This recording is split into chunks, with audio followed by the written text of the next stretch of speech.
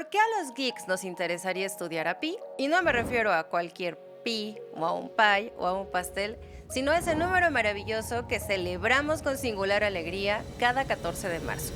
Vamos a pensarle un poquito a qué es, más allá de ese número con el que nos jalábamos los cabellos cada vez que nos pedían calcular una circunferencia, un radio o un diámetro en la primaria. Si no te ha tocado calcular estas cosas, tal vez deberías empezar a inmiscuirte en este mundo. De entrada, todos los geeks, sobre todo en este siglo XXI, utilizamos el GPS. ¿Y qué es el GPS?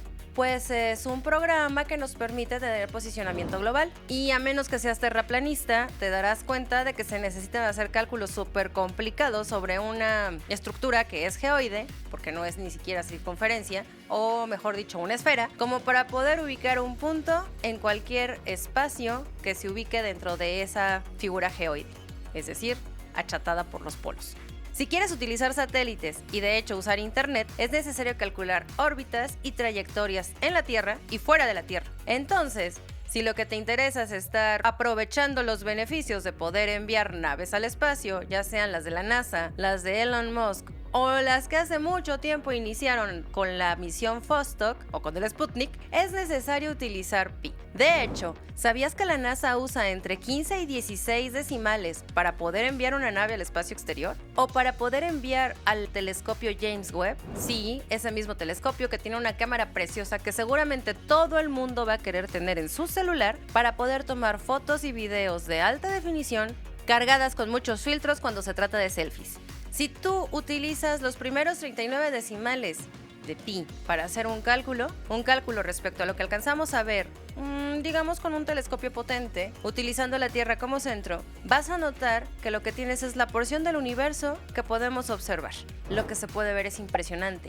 Y si lo que quieres es calcular viajes hacia cualquier punto de esa porción del universo que se ve, entonces vas a necesitar utilizar cada vez más y más decimales de pi. No te interesan los viajes espaciales, ni sus grandes beneficios a la humanidad, como el teléfono celular o el uso de asistentes inteligentes, de la nube y otras muchas cosas. Ten en cuenta que cuando utilizamos pi, también estamos calculando ondas y estamos utilizando frecuencias. ¿Y qué tipo de ondas? Ondas sonoras, por ejemplo. Gracias a pi, nosotros podemos ver la frecuencia a partir de la cual el sonido resulta agradable o desagradable.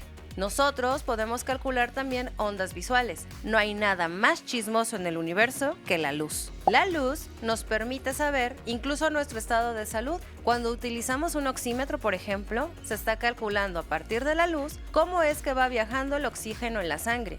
Pero para poder hacer esos cálculos fue necesario utilizar pi. Así que si tú quieres saber incluso tu estado de salud a partir de una foto, necesitas agradecer a todos aquellos matemáticos que se pusieron a hacer cálculos como locos desesperados solamente para saber cuántos dígitos tiene pi. Si te gusta lo que es la transmisión de onda, como por ejemplo las ondas que permiten que los unos y ceros sean los que estén viajando en distintas frecuencias y que este video esté llegando a ti, entonces sería bueno que te fueras inmiscuyendo en este número. Cuando nosotros utilizamos ondas electromagnéticas como el Wi-Fi, la radio o la televisión, ondas que fueron marcando mucho del siglo XX y bastante del siglo XXI, estamos utilizando pi. Para los rayos X, aunque Madame Curie no propiamente utilizó ese tipo de cálculos, para poder hacer una toma de radiografía y poder interpretarla apropiadamente, es decir, utilizar a la luz como lo más chismoso, utilizamos pi.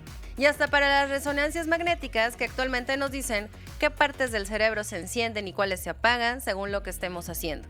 Por cierto, ¿sabías tú que cuando estás viendo televisión de manera completamente vegetativa, estás utilizando menos de tu cerebro que cuando duermes? Este conocimiento chismoso se conoce gracias a pi. ¿Y qué tal si tienes ganas de calentarte un burrito? Cuando a mí me da hambre, utilizo el microondas. ¿Y adivina qué? Pi también interviene en eso. No sabríamos cómo manipular las microondas que se encuentran en la naturaleza de manera segura, de no ser por pi. Pero ¿qué tal si lo que te gusta en realidad es diseñar y programar videojuegos? Todas esas figuras en movimiento, aunque se lleguen a ver cuadradas porque originalmente fueron programadas con píxeles muy simples, utilizan pi. Los gráficos que se emplean para poder dar una gran definición a los personajes y hacer, por ejemplo, que Leon SK en Resident Evil 9 se vea como se ve, es gracias a pi.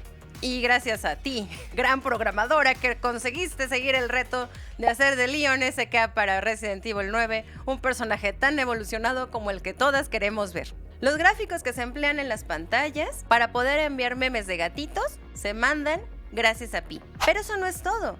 Incluso para poder hacer cálculos respecto a cómo es que el ser humano es un ser humano y no un jitomate, se necesita Pi. Porque resulta que con Pi se pudo calcular la doble hélice que se ve cuando se dibuja la doble secuencia del ADN. Y cada vez que hablamos de la diferencia entre el ADN de una mosca de fruta, de una persona, de alguien que es terraplanista o de alguien que sí sigue a la ciencia, utilizamos Pi. Mi investigación no profunda respecto a lo que es Pi me enseñó que Pi fue calculada por primera vez por los babilonios, aunque según ellos el valor no era el que nosotros conocemos ahora, era de 3.125. Tal vez por eso se cayó la Torre de Babel. Con el paso de los años, el conocimiento respecto a Pi fue cada vez más preciso. Pi sale de la relación que se tiene entre el diámetro, que es la línea que corta por la mitad, pasando exactamente por el centro a una circunferencia, respecto a la circunferencia. Si tú tomas un hilo de estambre o de lo que sea para medir el diámetro de un círculo que dibujas en una hoja de papel, vas a darte cuenta que puedes tomar ese mismo hilo y vas a usarlo 3 veces y cachito para llegar a cubrir todo lo que es la circunferencia. Ese cachito es ese punto 14 que actualmente va creciendo y va creciendo y va creciendo, de tal manera que cada vez se le van agregando más y más y más decimales a lo que es Pi. Hasta la fecha, se han calculado 62.8 billones de decimales de Pi, ya utilizando una supercomputadora creada por Pi. De alguna manera, Pi se replica a sí mismo cada vez que nos pone a investigar al mundo. Si te gusta saber más sobre lo que es Pi y cuántos días se tienen, de momento no te lo puedo decir y no lo voy a hacer y no tengo la intención de hacerlo. Lo que sí te puedo contar es que el día de Pi empezó a marcarse en el calendario en 1988. ¿Por qué?